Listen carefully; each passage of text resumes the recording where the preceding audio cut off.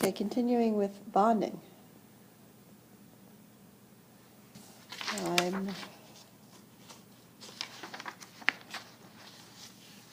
Alright, let's talk about polarity, and in particular molecular polarity.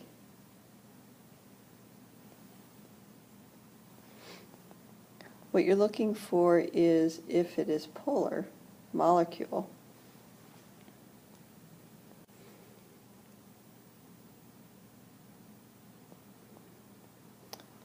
that would have an overall dipole moment.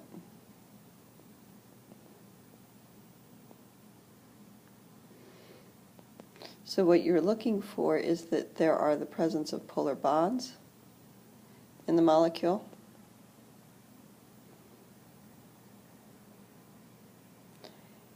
and or asymmetry along, it can be along one plane. Okay.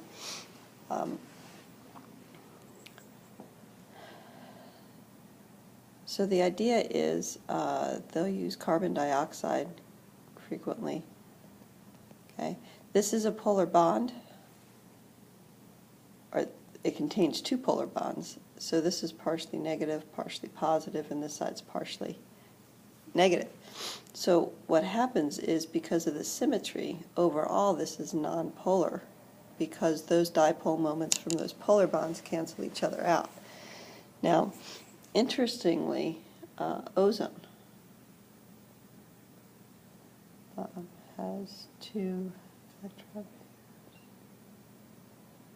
Now, even though this is a resonance structure, it's because of the asymmetry and this unshared pair here that this ends up being a polar molecule. I believe it's not a very strongly polar molecule, if that's the right word, but it is polar nonetheless. Right? So it's where that asymmetry also comes into play with an unshared pair. All right. Moving on to sigma and pi bonds. And these are represented by sigma and pi. Okay, a sigma bond is the overlap of orbitals kind of side to side. So this would be two s orbitals overlapping. We could have two pi orbitals overlapping, okay, or a pi and a sigma. Okay, and then a pi bond only happens between p orbitals, and it would be the overlap. Okay, so it's a side-to-side overlap of the two p orbitals. Right. Let's move on to hybridization.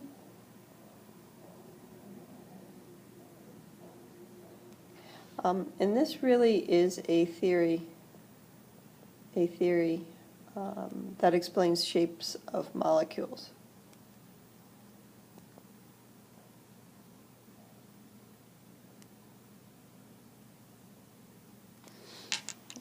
And there's a pretty good video that was probably in the original screencast for this unit. If you ask, I will find it and show it in class. Okay, so if you think about the orbitals in a molecule, for the most part, if we're talking about an octet, we have the s orbital,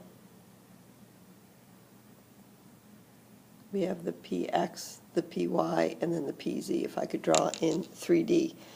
This really doesn't explain why a molecule such as CH4 is going to have four equally spaced equivalent bonds in a tetrahedral shape. Okay, so using this idea of hybridization and valence pond theory is really the official name. Okay, orbitals combine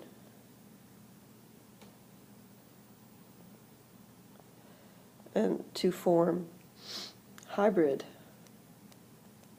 orbitals. And these would be degenerate, meaning equivalent energy levels.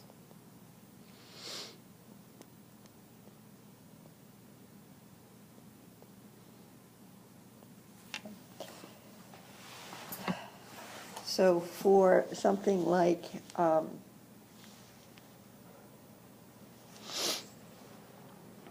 CH4, the carbon has those 4 bonds. It's going to take that S and the 3 P's and form 4 sp3 orbitals, meaning the S and 3p orbitals have all kind of blended.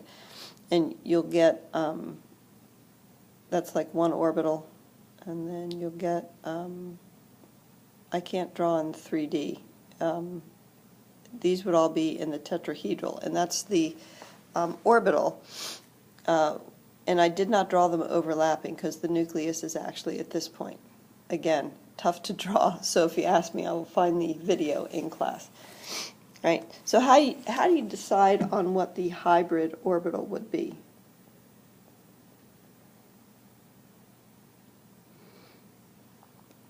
You basically count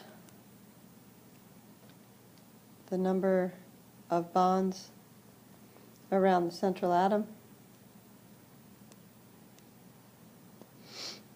and that's going to be equal to the number of hybrid orbitals,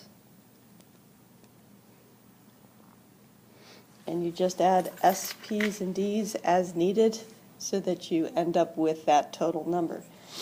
So if we look at example CO3, carbonate ion, carbon double bonds to the O's,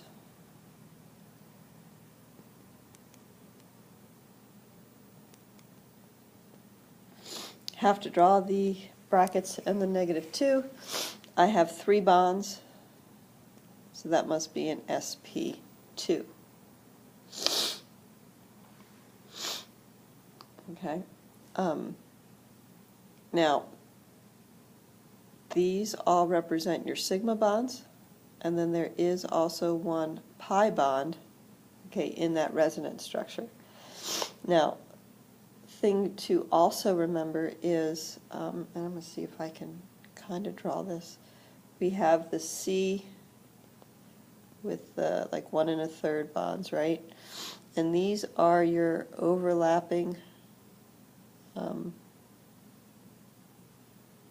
sp2.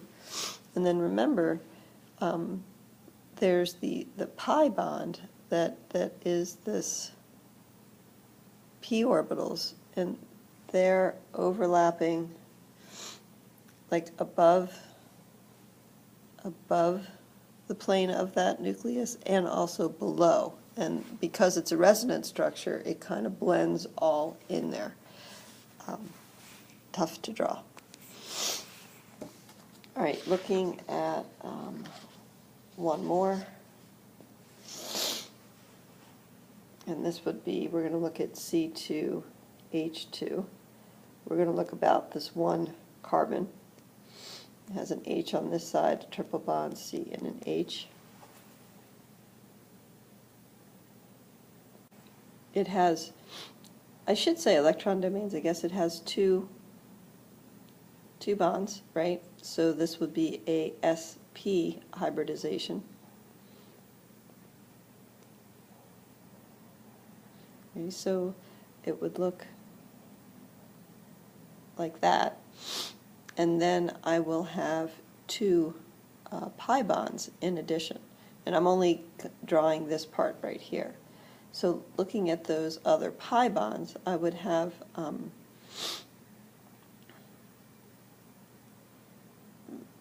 this pi bond, and then I would also have one on another plane with those. Should have used a different color. All right. Okay, now these pi bonds, hopefully you notice you get some electron density kind of above and below the plane. And This particular molecule is what you call an electrophile because it will tend to attract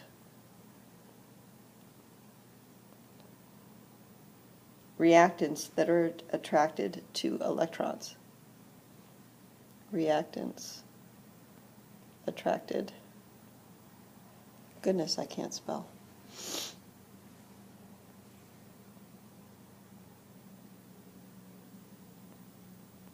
Okay, and that hopefully that makes sense because you've got those electrons kind of above and beyond. All right. Should end the screencast.